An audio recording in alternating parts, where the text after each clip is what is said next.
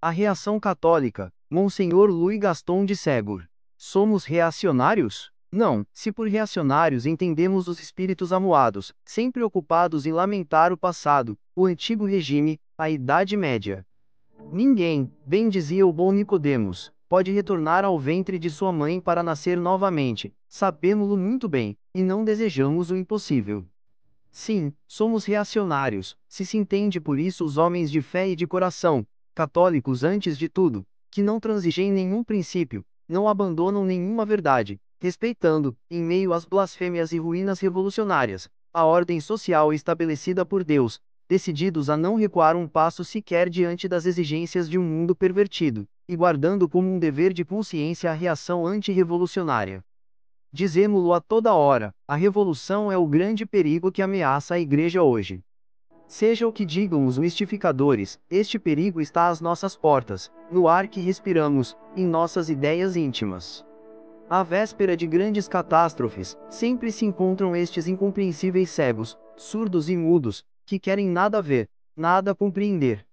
Está tudo bem, dizem eles. O mundo jamais foi tão esclarecido, a fortuna pública tão próspera, o exército tão bravo, a administração melhor organizada, a indústria mais florescente, as comunicações mais rápidas, a pátria mais unida. Eles não enxergam, não querem ver que esta ordem material acoberta uma profunda desordem moral, e que a mina prestes a desabar é a base do edifício. Mistificados e mistificadores, eles abandonam a defesa, deixam-na aos demais e oferecem a revolução à Igreja desarmada. Continue a ler. Todavia, é mais claro que o dia, a revolução é o anticristianismo que chama a si todas as forças inimigas da Igreja: incredulidade, protestantismo, cesarismo, galicanismo, racionalismo, naturalismo, falsa política, falsa ciência, falsa educação. Tudo isto é meu, tudo é obra minha, brada a revolução. Marchemos todos contra o inimigo comum. Não mais o Papa, nem a Igreja. Enfraquecimento do julgo católico.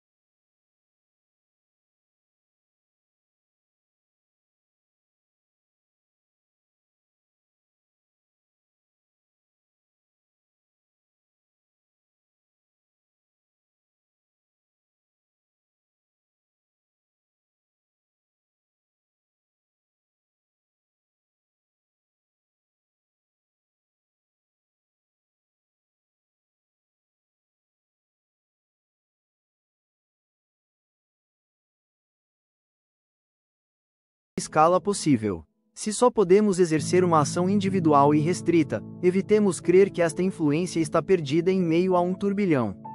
O oceano é formado de gotas reunidas, e foi convertendo os indivíduos que a Igreja teve êxito, após 3 séculos de uma indubitável paciência, a converter, a transformar o mundo. Façamos o mesmo. Frente à revolução, universal como o paganismo doutrora, procuremos, mesmo individualmente, o reino de Deus e sua justiça, e todo o resto nos será dado abundantemente.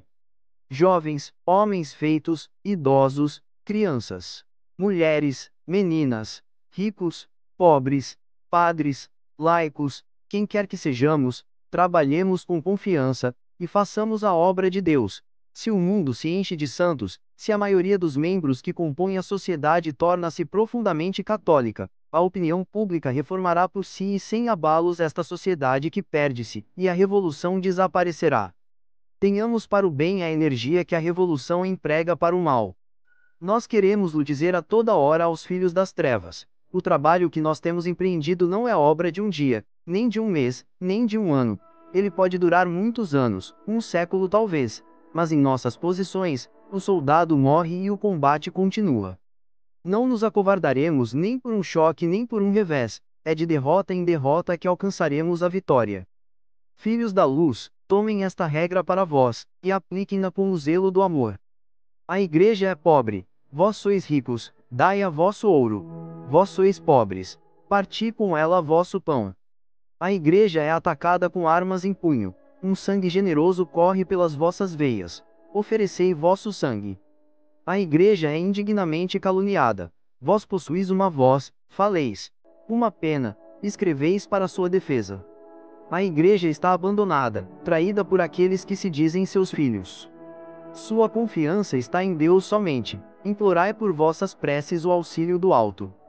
Que nossa divisa para todos seja a bela palavra de Tertuliano: hoje todo católico deve ser soldado, in ris hominis homo maius. Antes de tudo, é preciso, no século em que vivemos, se moldar com cuidado o espírito e a inteligência. É necessário apoiar sua vida sobre os princípios puramente católicos, a fim de não serem levados, como tantos outros, por todo alento de doutrina. Quase todos os jovens que se assentam nas ideias liberais e revolucionárias carecem de princípios refletidos e sérios cuja fé seja inamovível neste ponto de partida. Uma terrível responsabilidade pesa desta feita nos homens encarregados de instruir a juventude. Há muito tempo a educação e o ensino são o berçário secreto da revolução. Prestemos atenção às nossas leituras. Há poucos livros bons, livros verdadeiramente puros em matéria de princípios, sobretudo de princípios políticos e sociais. Quase todos desconhecem totalmente a missão social da Igreja, ou repudiam-na, ou não se dignan a comentá-la. Não tendo mais, como ponto de partida, que a autoridade divina, eles são forçados a fazer tudo se basear somente no homem. Sobre o soberano, se são monarquistas, e é o absolutismo ou o cesarismo. Se forem democratas, sobre a soberania do povo, e é a revolução propriamente dita. De uma ou doutra parte, erro fundamental, princípio social anticristão. Os mais perigosos destes livros, pelo menos para os leitores honestos, não são os panfletos explicitamente ímpios, são antes os livros de falsa doutrina moderada, que concordam com a Igreja num certo aspecto. 1789 é mais perigoso que 1793. Desconfiai sobretudo dos livros de história. Há poucos anos apenas, uma feliz reviravolta valeu-nos algumas obras preciosas que há pouco bastaram para dissipar os preconceitos e os erros. Há 3 séculos a história foi transformada pelos ódios protestantes, e mais tarde pelo voltairianismo, numa verdadeira máquina de guerra contra o cristianismo. Ela tornou-se, disse o conde de Maistre, numa conspiração permanente contra a verdade. O que é verdadeiro para os livros aplica-se aos jornais, esta peste pública que envenena o mundo inteiro. Quase todos são os campeões juramentados ou secretos da revolução. Nada é mais perigoso que a leitura de um jornal não católico. Repetido a cada dia, ela insinua-se pronta e profundamente nas cabeças mais sólidas, e termina por falsear seu julgamento. Suplico-vos, não crediteis nenhum destes folhetins, e menos ainda àqueles que cobrem suas más doutrinas de uma máscara de honestidade, e se pretendem conservadoras. Não há água pior que aquela que estanha. Enfim, recomendo aos jovens uma instrução religiosa muito forte e sólida. Não ouso falar-lhes da Suma de Santo Tomás, obra-prima incomparável, resumindo, numa magnífica ordem, toda a doutrina religiosa, toda a tradição católica. As inteligências tanto se degradaram, desde que a fé não sustenta mais a razão, que esta não está em condições de compreender odiernamente o que este grande doutor oferecia aos estudantes da Idade Média como leite para os iniciantes. As luzes do espírito não bastam, é necessário por outro lado a santidade do coração. Todo homem que quer reagir seriamente contra o mal que nos devora deve viver na verdade cristã, levar uma vida pura, inocente, distante do mundo, e animada do espírito do Evangelho. Ele deve rezar muito, comungar frequentemente, e buscar em suas fontes vivas a verdadeira vida cristã e católica. Os homens de fé, de oração e caridade possuem o segredo das grandes vitórias. Tal deve ser a nossa reação contra a sedução dos falsos princípios e contra o arrebatamento universal. Tal é nosso dever a todos, dever pelo qual prestaremos contas a Deus quando aparecermos diante dele.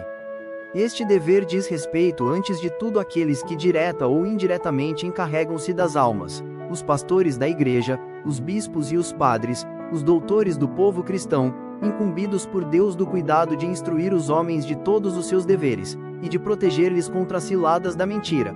Os chefes de Estado, que devem, como já vimos, velar pela salvação dos povos, facilitando à Igreja sua missão redentora.